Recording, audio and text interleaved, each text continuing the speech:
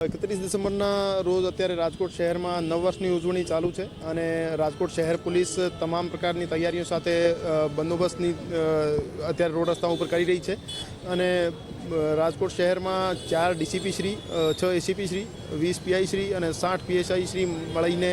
1000 કરતાં વધારે પોલીસકર્મી અત્યારે રોડ રસ્તાઓ પર ચેકિંગ કરી રહ્યા છે અને તમામ પોલીસ સ્ટેશન વિસ્તારમાં કોમ્બિંગની કામગીરી અત્યારે ચાલુ છે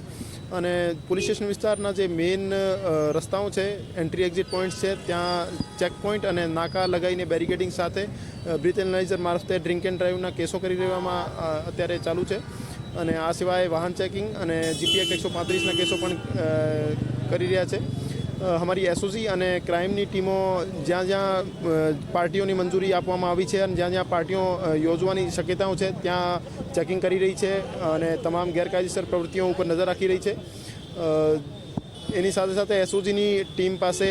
એફએસએલની મદદથી એક ડ્રગ ટેસ્ટિંગ કિટ પણ આવ્યો છે, જેના મારફતે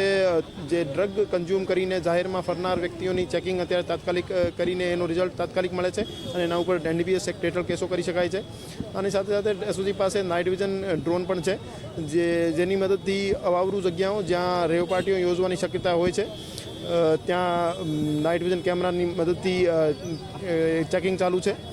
અને જાહેર જગ્યાઓ ઉપર જ્યાં બહેન બેટીઓ ભેગી થાય છે, જેમ કે શોપિંગ કોમ્પ્લેક્સ, મોલ, બાગ બગીચા, ત્યાં સી ટીમની આપણા પોલીસ કર્મચારીઓ અને મહિલા પોલીસ સ્ટેશનના કર્મચારીઓ ખાનગી ગણવેશમાં રોમિયોગીરી કરનાર અને છેડતી કરવાવાળા માણસો વિરુદ્ધ પણ કાર્યવાહી કરી રહ્યા છે અને